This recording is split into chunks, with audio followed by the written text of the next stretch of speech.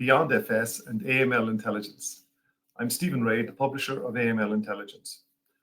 I'm delighted to be joined this morning by two renowned experts in the field, Al Cato, partner at BeyondFS, and risk expert Lewis O'Donnell, as we discuss fine prevention, why financial crime and regulatory programs fail, and how to fix them. It's great to see so many of you, and at such a senior level in your organizations, join the event, which clearly shows the relevance of our topic. We want this morning's experience to be as interactive as possible, and we encourage you to pose questions in the chat facility. We will also conduct short polls, the first of which is coming soon. Over the next hour or so, we will examine why financial crime and regulatory programs fail, and from a practical perspective, how to fix them.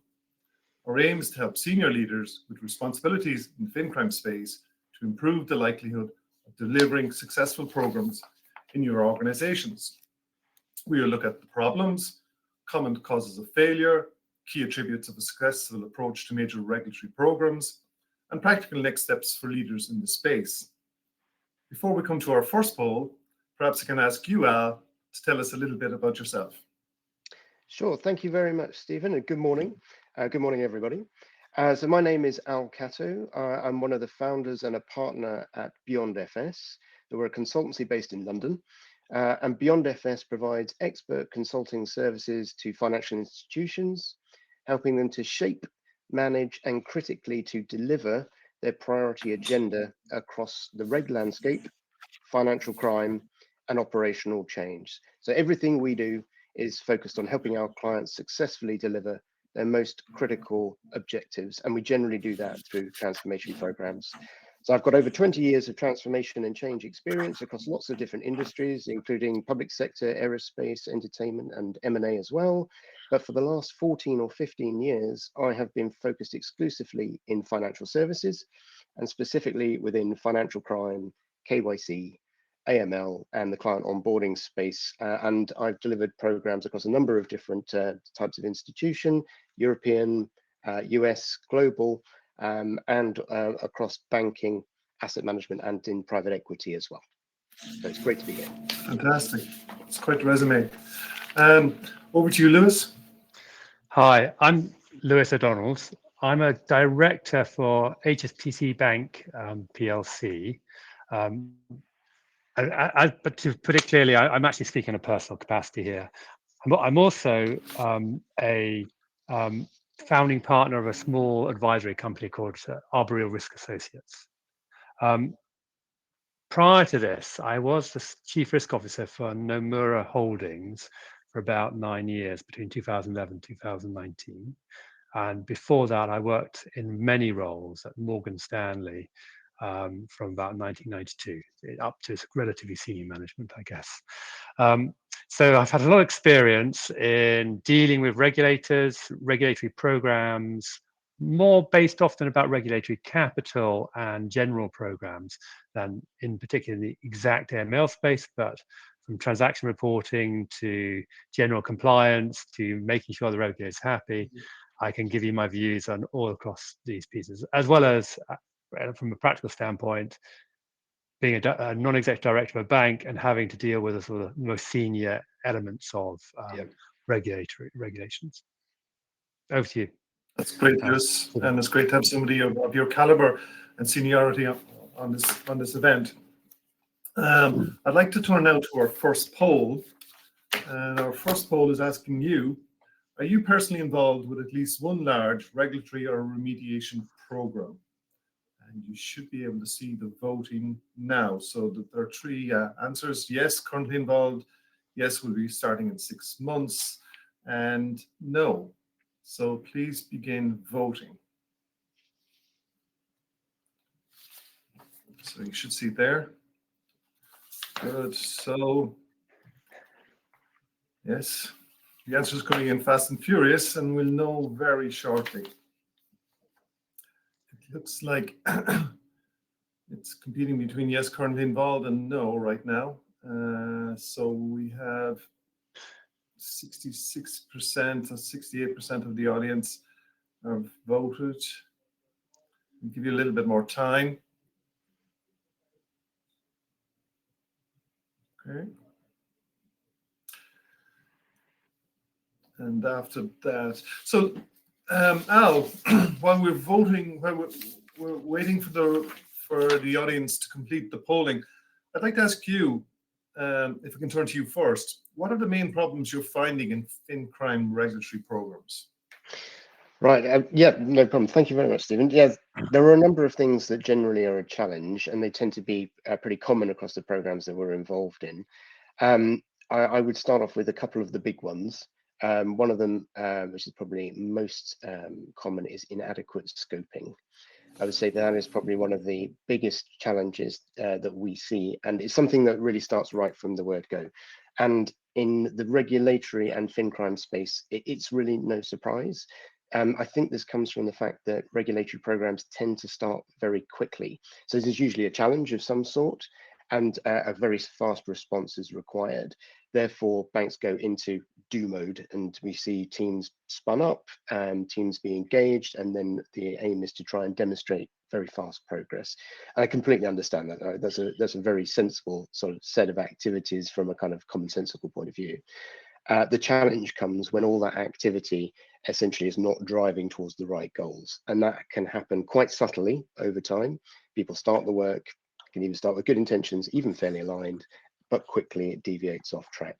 If you spend the time up front to make sure you've got a really strong scope in place, that will help provide people with a common baseline understanding of what they've been asked, and they can keep coming back to that over the course of time, which can be very important as regulatory programs tend to last quite a long time. And we're definitely talking 6 months plus, and in many of the cases I've worked on, it's been multi-year.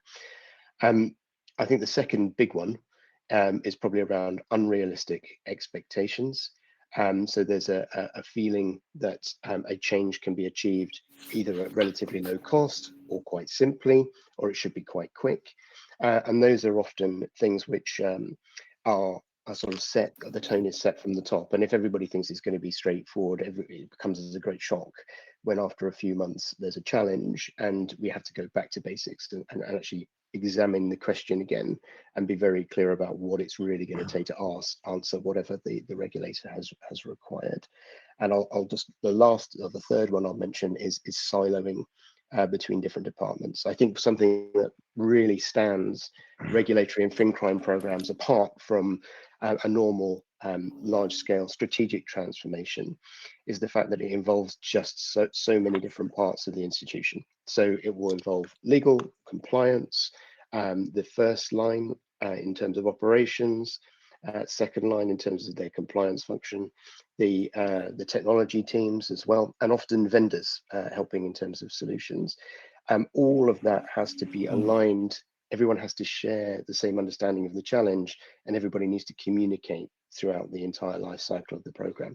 So that is often another really big challenge. So inadequate scoping, unrealistic expectations at the start, and then siloing amongst all the various departments need to come together are three very common challenges within this space.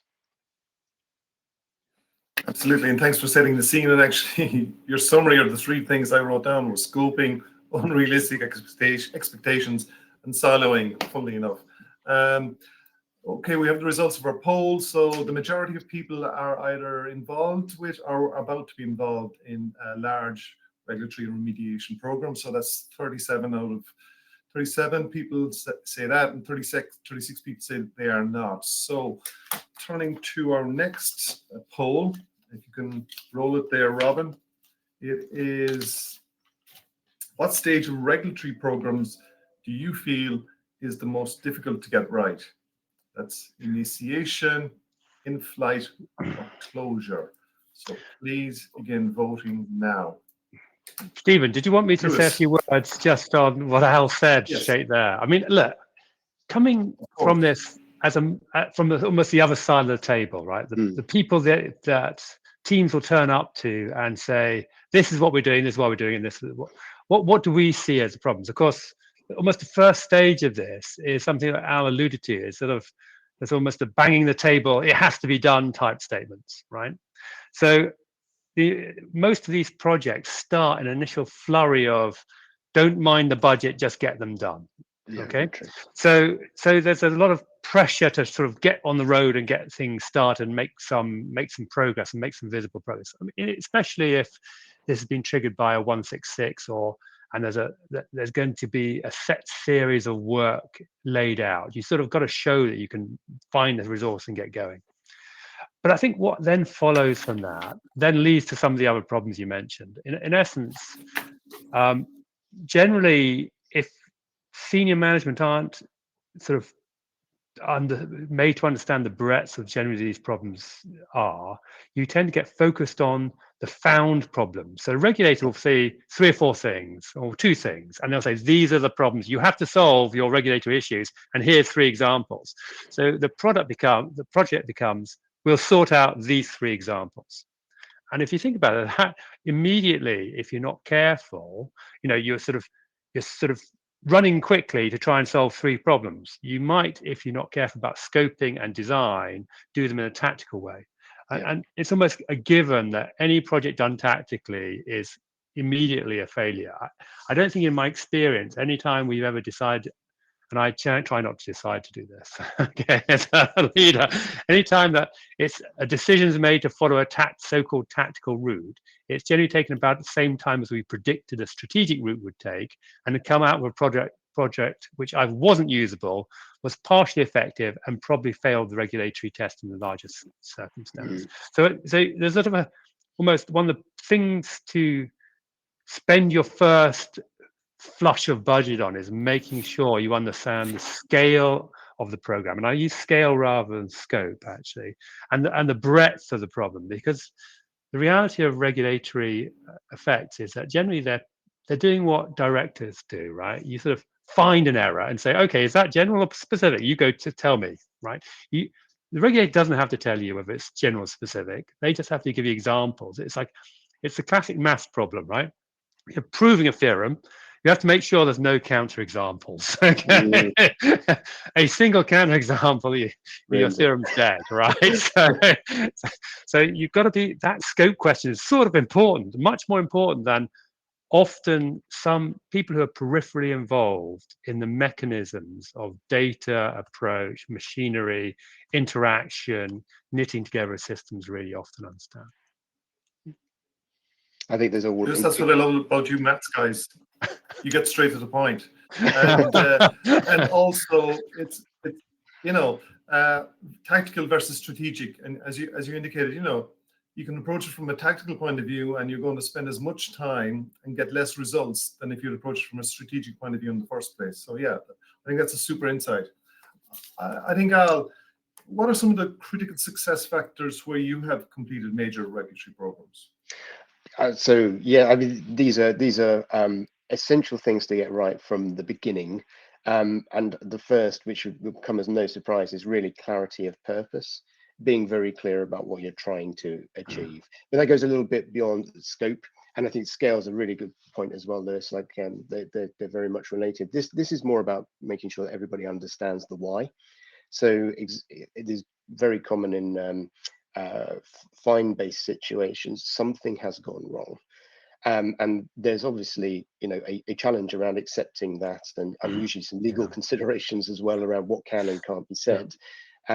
Ideally, those are sort of broadly resolved at the point where you start a program, so you can be completely transparent. But sometimes that's not the case, and we need to be quite careful about what is said. I think it is hugely important, though, to impress upon people why this change is coming. They need to understand the purpose of the change, because it's that clarity that allows people to get behind it and start to understand what they're driving to. If it feels like it's changed for the sake of it, in any way, you tend, as a sort of change practitioner, to find that people are very resistant. And one of the things that is, I think, really true of working in these kind of environments is you realize change is challenging. People do resist it, especially at the start. However, people are incredibly adaptable. And once they start to understand why something is required and what needs to be done, and they understand the why, and they can see that broader purpose, you'll find that it is a way of moving large groups of people to action very, very, very quickly. So clarity of purpose is absolutely critical. That needs to come from the board. It needs to come from the senior leaders within an organization. So that sort of tone from the top is really important. The senior team need to be able to speak to the challenge. They need to be clear on the demands they're making and the priorities that have been set. And ultimately, what a lot of the organization looks to, I'm sure Lewis will have seen this many times, is that the organization is looking for resource. So the provision of resource needs to be in alignment with the priorities of the change that needs to happen. All of that together helps you generate a very high degree of buy-in, which is totally critical. I talked about the silos. We've got lots of different casts of characters generally working in these programs. And if you can get the tone right, be very clear about the aims of this program, then you'll generate that buy-in. Then I think just the sort of flip side of what we're saying about what goes wrong, taking the time to document the scope in the right level of detail is absolutely critical. We've been working with one client over the course of some time, and they had a very large transformation program that was required, multiple work streams in the region of the 20 plus work streams, and they took the time to write out a very detailed scope of objectives for each of those work streams, and the total number they came to was 72 objectives. And having that clarity not only gave people confidence that they were doing the right work, but it also gave us a baseline to compare back to when we went through the closure process of that program, to make sure we were clear that we'd achieved what we'd set out to. And the last thing I'd mention is just effective program scope, the structure, and making sure that the structure works, that it is very clear to everybody what that structure is. And I always work on the basis that it should be as lightweight as possible, so that we haven't created a bureaucracy within the project. It should be empowering and make sure that the right things are happening. It's easy to report any challenges, and it's easy to see what decisions are being taken. So those are just some of the kind of high level critical success factors, I would say. Sure, and clearly, change is discommoding, but if you get clarity of purpose, then you empower people, and they become part of the solution. Lewis, I'm just wondering, what are the kind of things that can go wrong at this stage? Well, so I think for the first thing, think of it at the beginning to the middle part. One of the things that almost Al takes for granted is that there is a decision maker at the top of a project who can make decisions, make those decisions stick, and is willing to do so. I think one thing that can go wrong in projects is almost what you might call decision deficit, right? Where you, in essence, there's a lot of committees that know a lot of things have to be done, and there's a lot of working groups, and the working groups know that decisions have to be made, but somebody else is making them, right?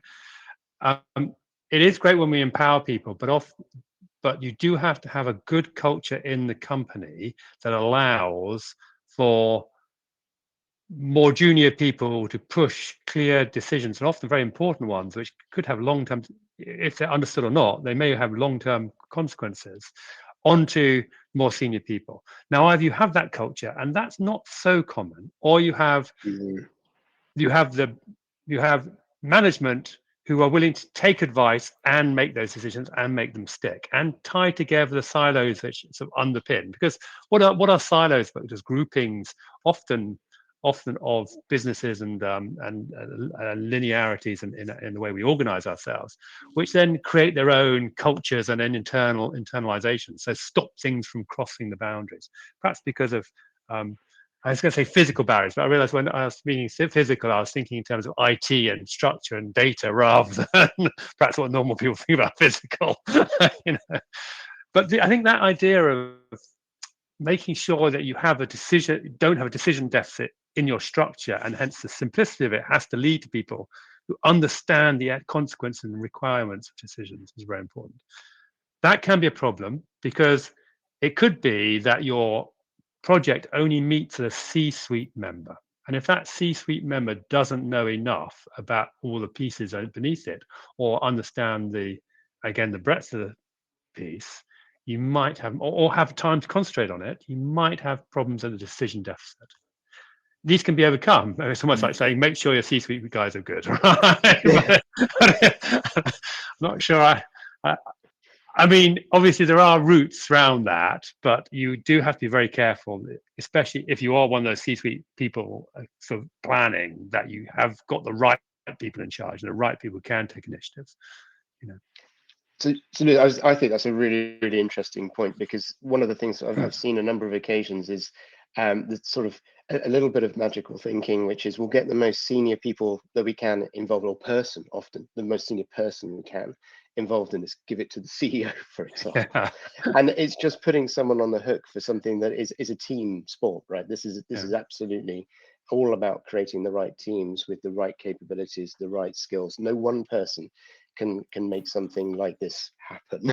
They may set the tone and make sure that people understand how important it is, but they can't take on the day-to-day running of a large-scale program alongside their other very important responsibilities in terms of running an institution. So it's all about trying to bring the right team together and making sure that they can empower their teams to actually execute and keep control of this.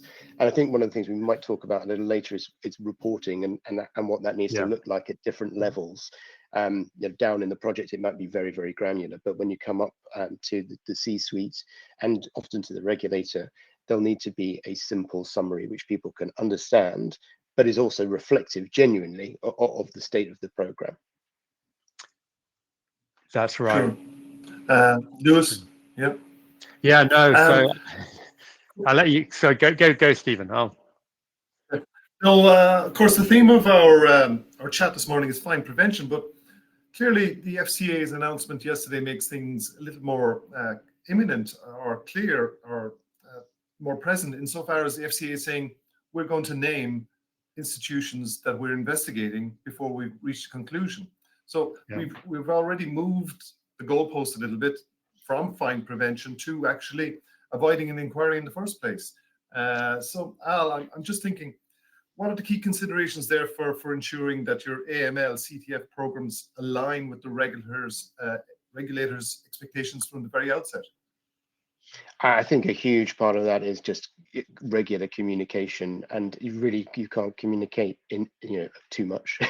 It's all about trying to make sure that you're having a genuine dialogue, understanding what the challenge is, working with them so they understand your thinking, and that you're incredibly transparent.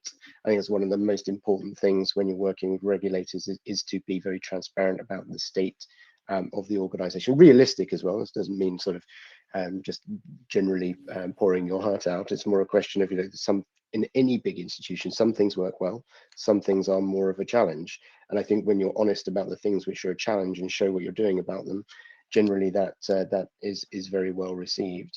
It's very interesting that this idea of reporting who is being investigated. I mean, it'd be interesting to see how that pans out. If anything, from my experience, I would expect that to result in even more intensity in the early stages of projects, and projects and programs being spun up even faster than they have in the past. It's like we need to be showing that we're doing something about this immediately, assemble the team, make it happen, make it look like we're taking this seriously. And that leads to a lot of the challenges we mentioned right at the start. I think I'd be really interested in seeing how this pans out over time, but also how the regulator wants this to work, because it would be ideal if, when these things get published, that results in a period of reflection, and where actually banks are encouraged to think about the problem, like think about what we've observed, think about what's happened, and the first step should be come back to us with a high level explanation of what you're going to do.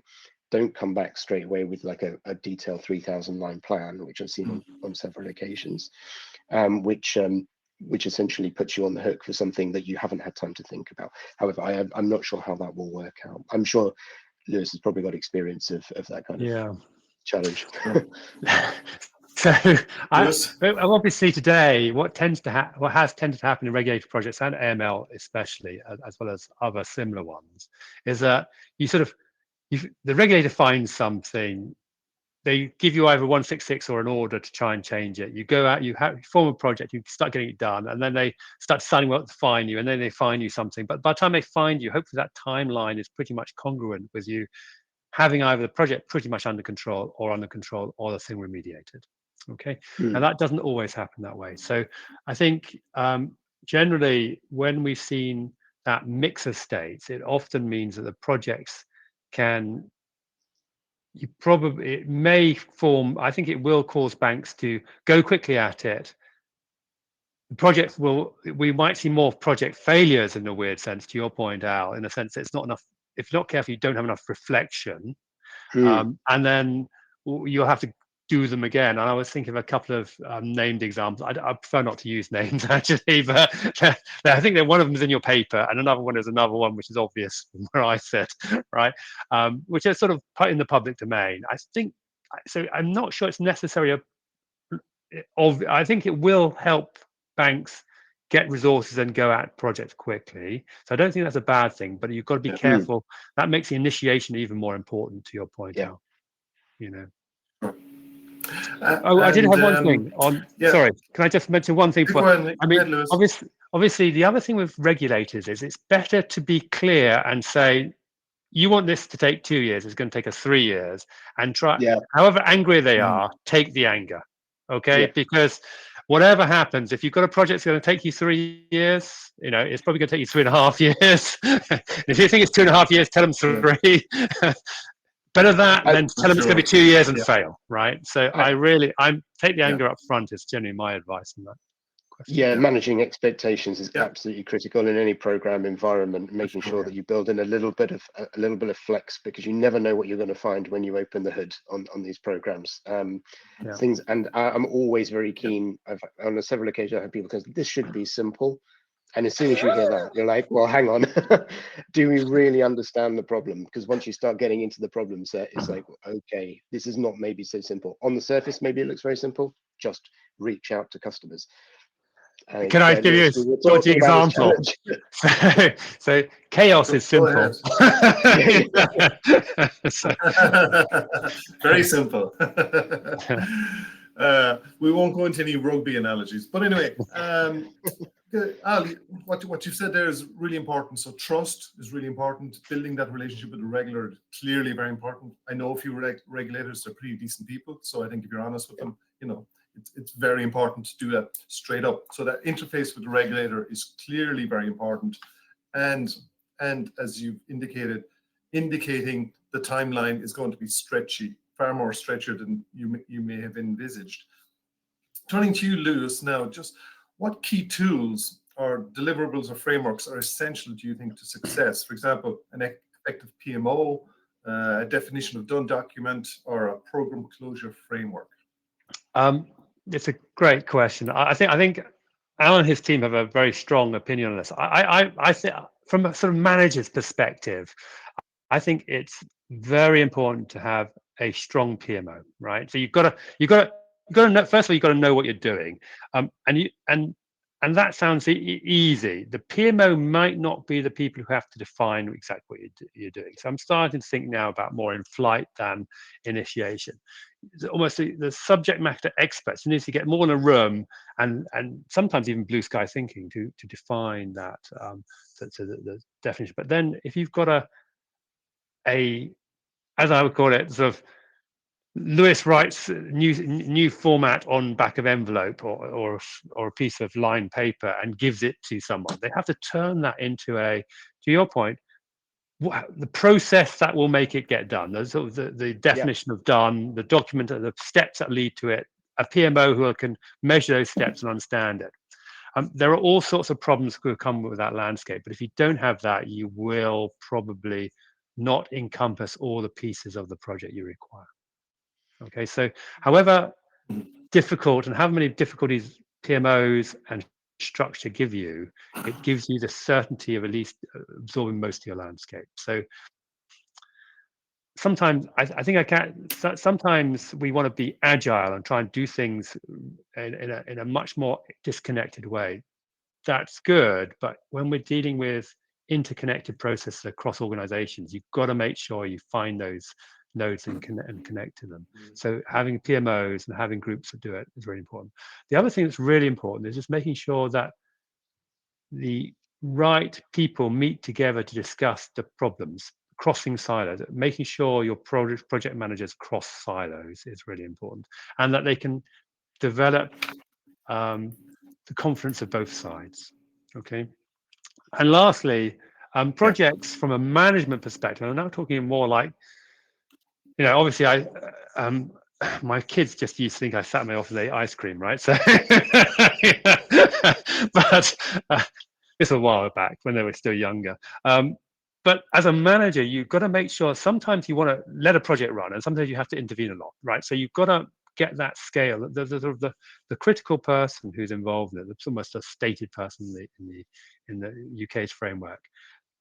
They do sometimes have to make sure it's working, meet one monthly, but sometimes they have to meet weekly, and sometimes they might have to meet daily, right? And you need to do these. So you need that pace of how you measure and almost interact with the project.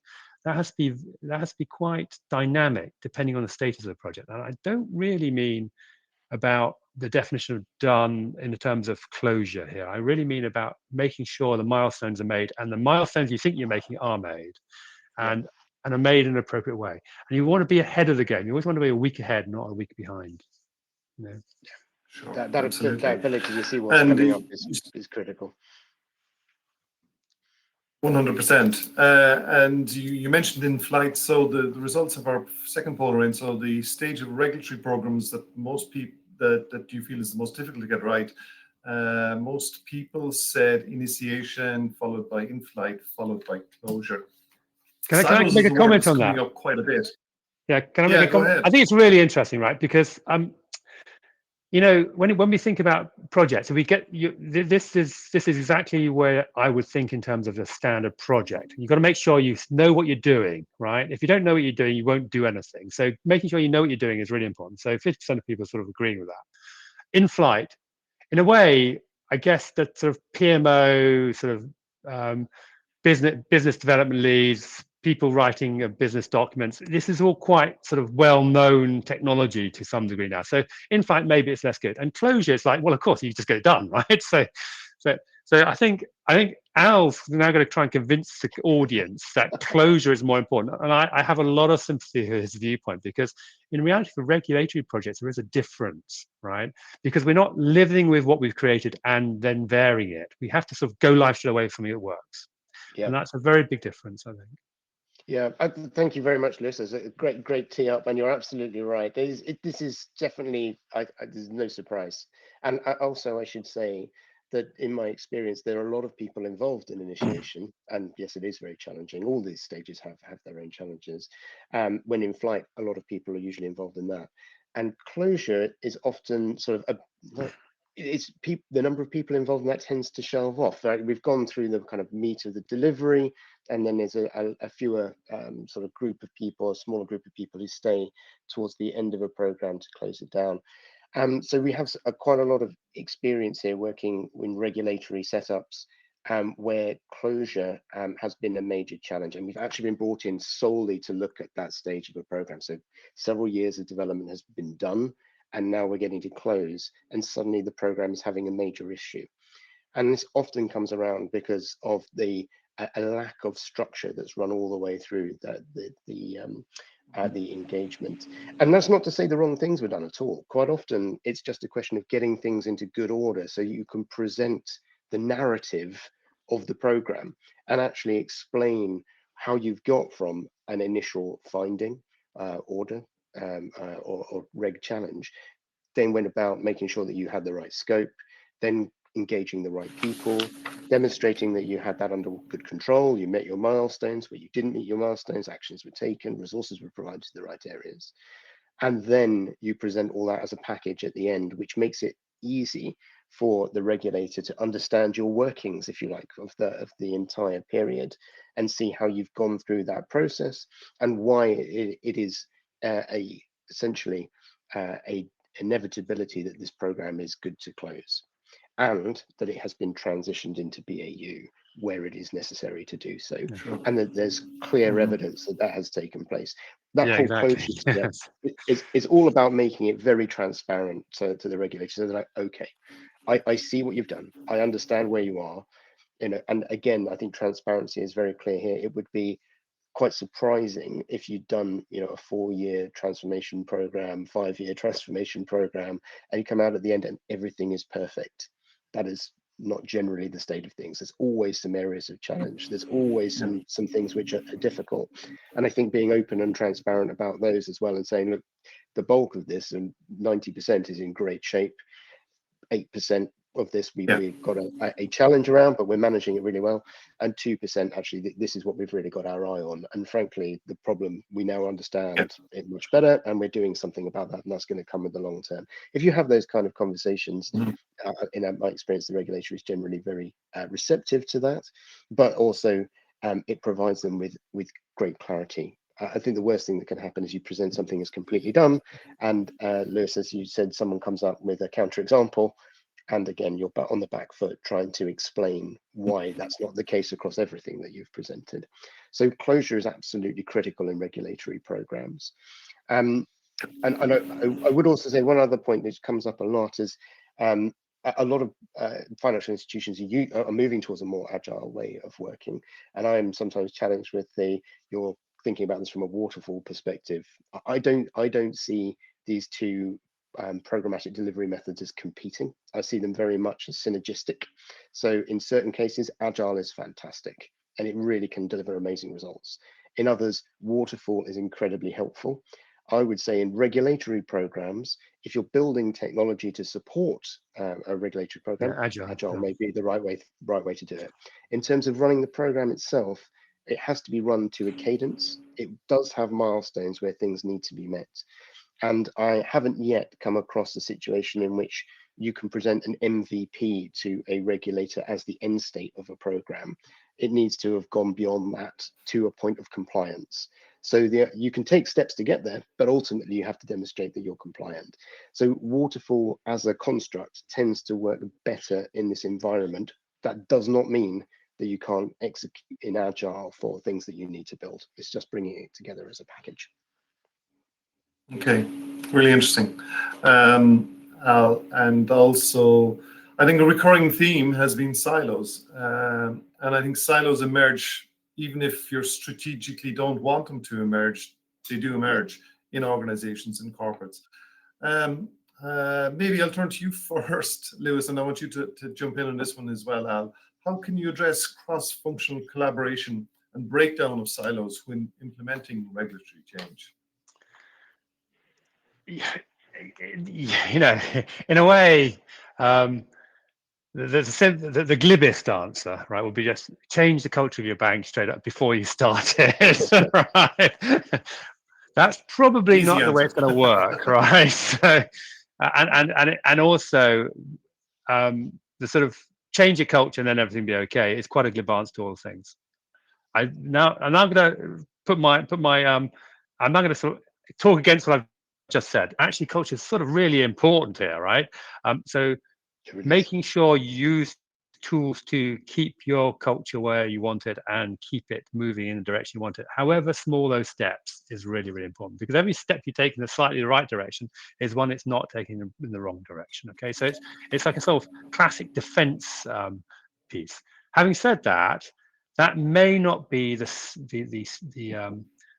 thing we depend on to get the cross silo work done. So we do have to make sure that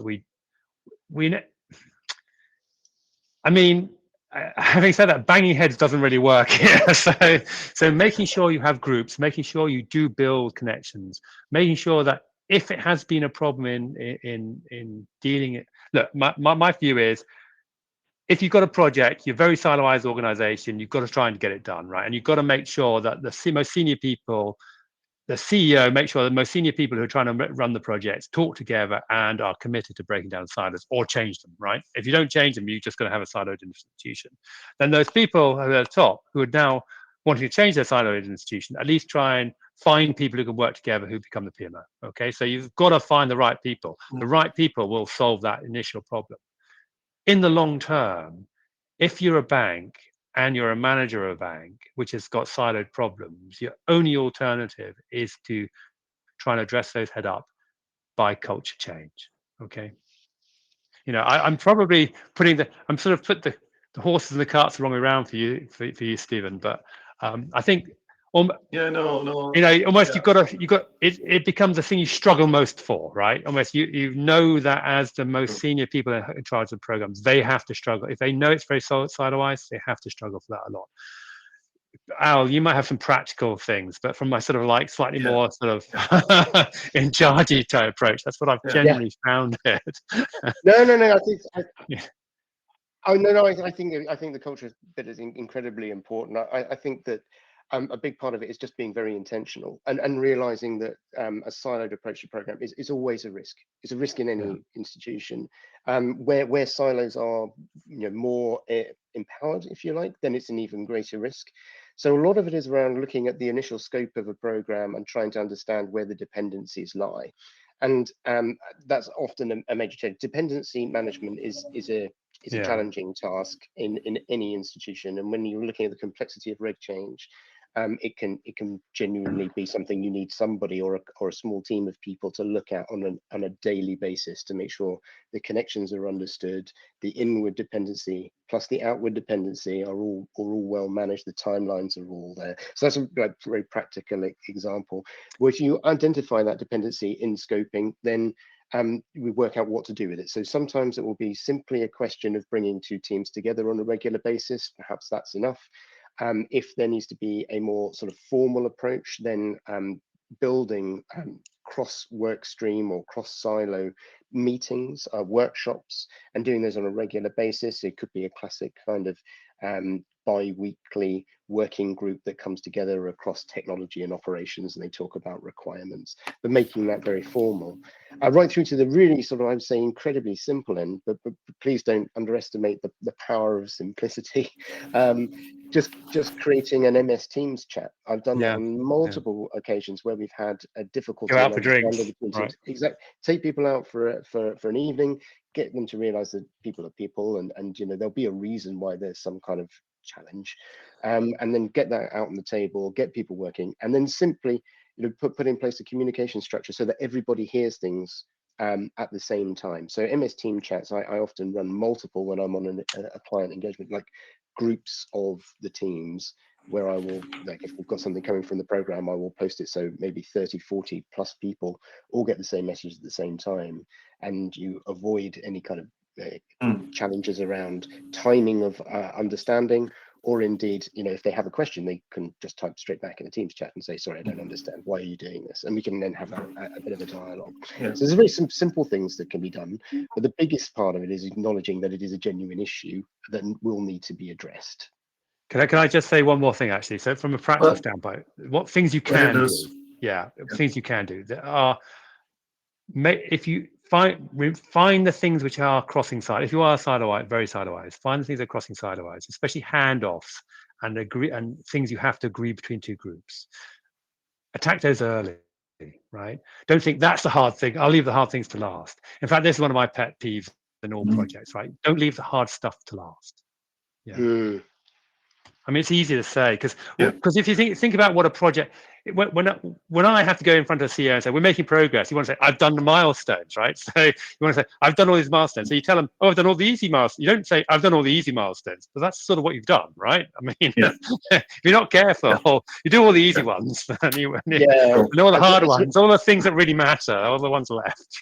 That's a really, really good point. And so there's a double. You get a double benefit by engaging with the challenging stuff first. One, you generally understand what the biggest problems actually are, and you get a chance to get your head around them early. And the second thing is you give yourself the maximum amount of time to solve those particular problems. So if you've got a 2-year program and you've got some part of it is really quite challenging, getting to grips with that in the first 3 months gives you the rest of the 2 years to solve that. But I have certainly been in situations where it's been, let's make progress, let's get through stuff, and then let's tackle that problem later. And suddenly you're looking at sort of in the last 8 or maybe 9 months of the program trying to solve the thing that's going to take a year, and pushes things out. There's a really important idea, right? Because it's like risk management applied to projects, okay? Because when you think about your critical path, right? So Al, I'm not saying you do this. Al goes away and draws up a Gantt diagram. And here's my critical path. Right? Oh, we'll just do that then, right? Almost certainly the critical path isn't where you think it is, right? And it'll be more affected by the more complicated things than you thought it was, okay? And that's just saying that the complicated stuff has more variance in it, right? But that's not how you generally think about projects. You don't generally think about what's the variance in my chance of getting this done. That's a very good point. So the critical path is really the thing that allows you to have contingency at the death of the project and make sure that closure is done. Okay. Yeah. And you do that by understanding the tolerances of your child. Exactly. Right? So you've got What's to the understand the worst case tolerances scenario? of things, right? You don't be driven by milestones, right? There's a thing called Goodhart's law, right? Guys, should I tell you what that is? It's Yeah, like please. when you measure something, Yes. it's useless. Okay. That's not quite what it means, right? But hey, so the problem you have is when you set the milestones in themselves aren't the thing you're trying to do here, right? It's really important that you sort of don't scrabble for milestones, scrabble for effect. It's easy to say, but hard to do, because hard to do. Yeah. back to one of the things that I was mentioning, what does senior management want to know? Have you done your milestones? Why aren't you doing your milestones? That's all we know, right? So that's what we ask for. Yeah. I love that. I love that, Lou. Scrabble for effect rather than milestones. Really good. Pity you weren't around when I was in corporate life. We've got a really engaged audience. They're sticking with us right through this. Caroline asked a question, and I presume Caroline's from France from the way she's phrased it. But it was a question for you, Lewis. But I think you covered it off, Al. And I think it was really around silos and cross-functional collaboration. And she asked, don't you think you need to do so at the start, i.e. that should be done at scoping? I think you addressed that, Al. Yeah. Please send in your questions because we're coming to a close. So please send in your questions for our two expert speakers. This has been hugely entertaining and hugely insightful. I would ask you, Al, how can corporate culture and behavior support or work against the success of regulatory change programs? And so this is a really big theme here. Yeah, so I think Lewis was saying, like, the culture is absolutely critical, right? And I have been involved in some regulatory programs over the year where the culture itself of an organization has been called out as part of the challenge. So often this happens when there was a problem and that problem was in some way obscured or hidden from regulatory review and then later found, and then suddenly culture becomes, genuinely in the spotlight. Usually such things are a result of a small group of people who have taken some steps in their own regard, but it reflects on the whole organization. I think critically, culture is driven from the top. I'm a big fan of genuine values-based culture. Be very clear about the values you want. One of the most important things I think in programmatic delivery is to take an opportunity, which is programs are temporary structures. Right? They're not here for 20 years. So there's the structure of the institution you're working in, but the program that you pull together can have a very different structure. You can pull people into different responsibilities, or even different seniorities in a program compared to what's going on in the institution. You can also set a slightly different culture for your program. Obviously, you're drawing on a base which comes from an institution, therefore that will probably be the baseline culture.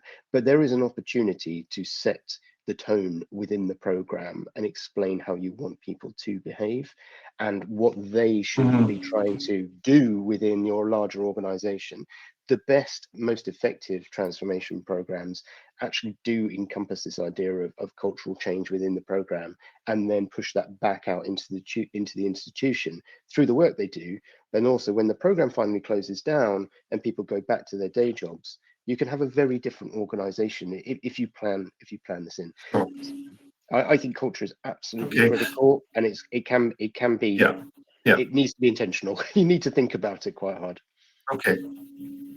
And we're getting some great questions in here. So one of them is, how do you handle losing momentum on a program due to regulatory stops and starts and moving regulatory deadlines?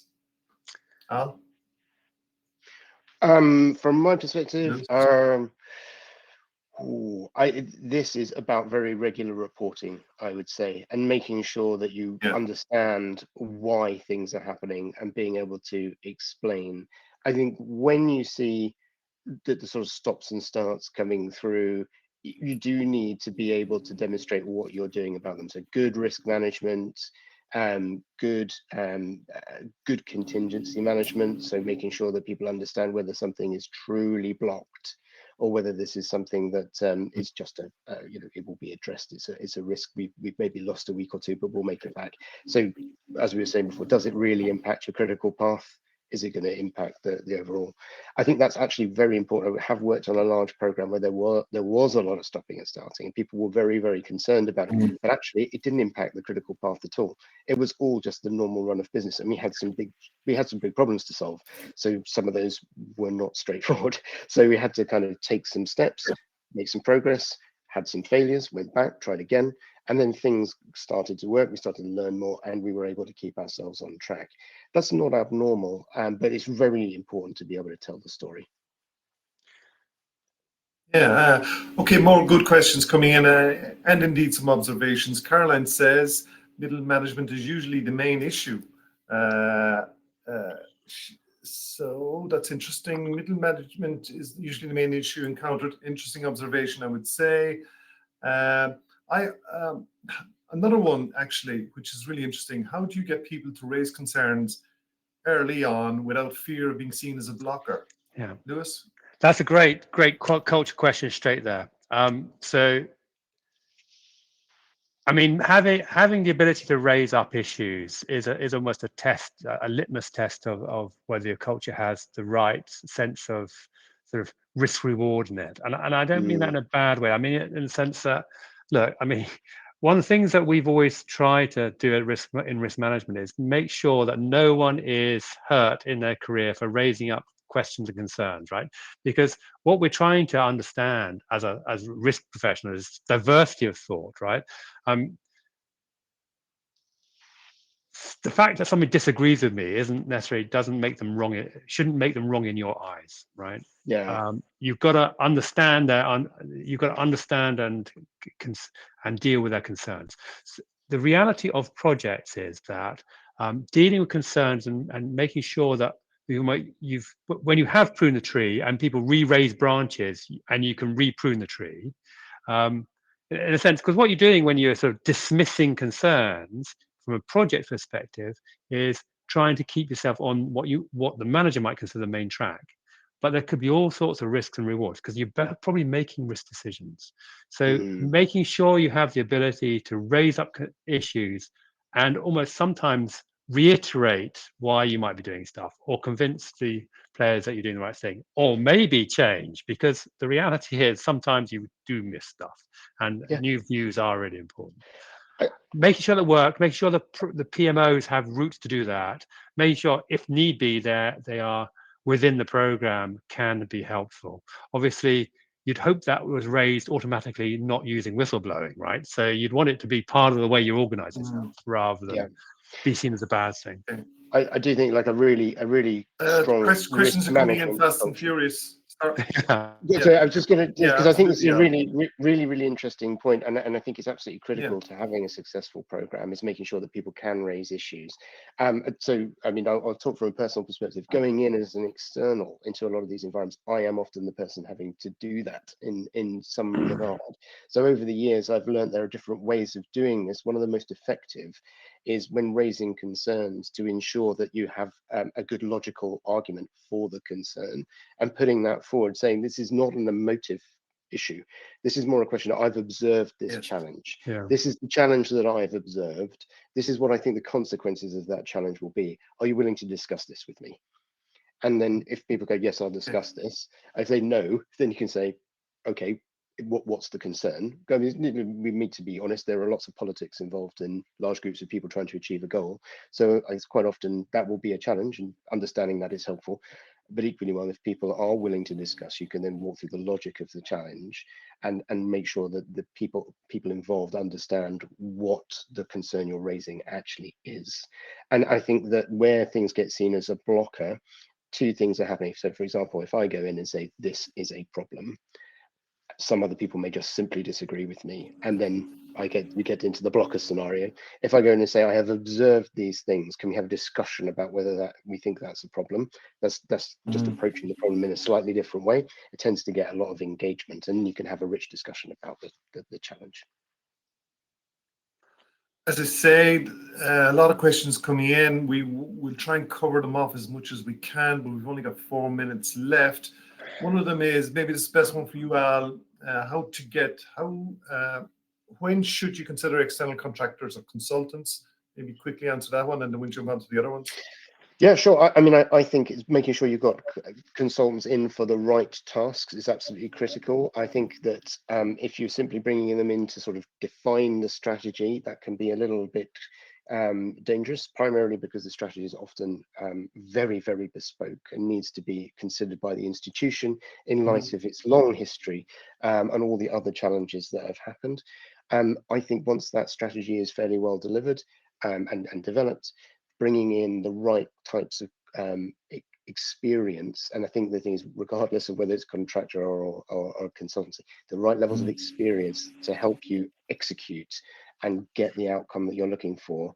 I think that can make a huge difference, and bringing in specialist knowledge where it's required. Regulation and technology are two great examples, but also around the simple structures of program delivery and how to make that go as quickly and as easily as possible. Okay, great. We have two questions which are quite similar. I'll throw them at you, Lewis. Christian says, my question is how to prioritize challenges that involve cross-border issues with transnational teams. And then also from Stephen, what advice would you have for firms where the non-EU parent company is reticent when it comes to recognizing the seriousness of regulatory programs and regulatory risk? So yeah, there's a theme there. So, I mean, first off, in terms of transnational, generally where things are at the moment, you've got to make sure you utilize all the modern technologies to keep people connected together. You've got to break those silos, because silos can exist in businesses, in divisions, in sub pieces, and in countries and regions and other places. So you've got to make sure you use teams, connect people together. So you can't take them out for drinks, but you can do other things. So I would use all those crossing tools you can.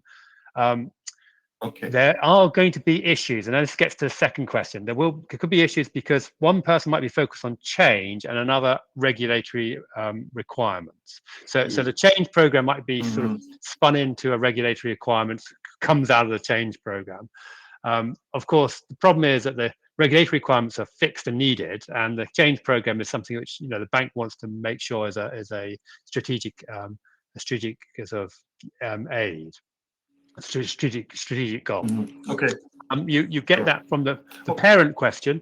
That's really hard, because the reality is, if you want to do business in a region that has higher regulatory standards than you are based, or has different standards, often it's different rather than higher. Yeah. You've got to make sure your entities live on the same pieces. And this is a cost of doing business problem, which is I mean, in practice, becomes very difficult for certain types of strategies in Asia into Europe, for instance, to do. Yeah. I would agree with them. I mean, Asia into Europe and really. Okay.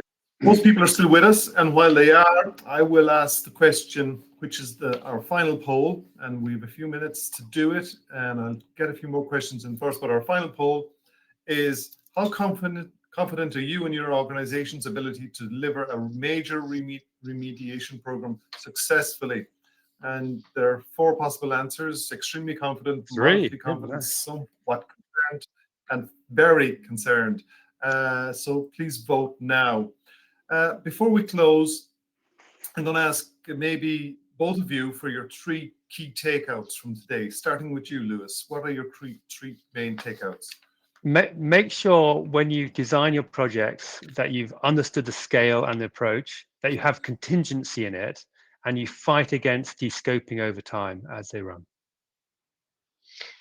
I think those are very, very sound. So I always work on, so I've got a little mnemonic for everybody. So I talk about covering the bases. So B stands for break down the silo. So break down all the silos, as we've talked about. A, accept the challenge as it really is. So make sure everyone understands the challenge. Simplify wherever you can. Empower your teams.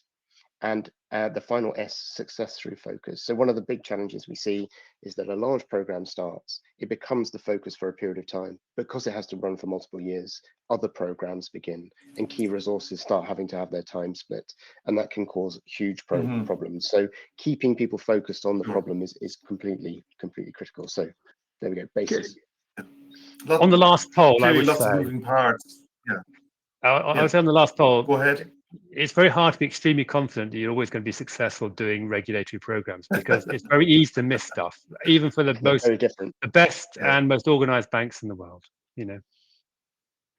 Yeah, well, they get there's fined 5 too. people who are extremely confident. Yeah, that's good, but right? yeah, 47 people have said they're moderately confident, 30% have some concern, and 7% are very concerned.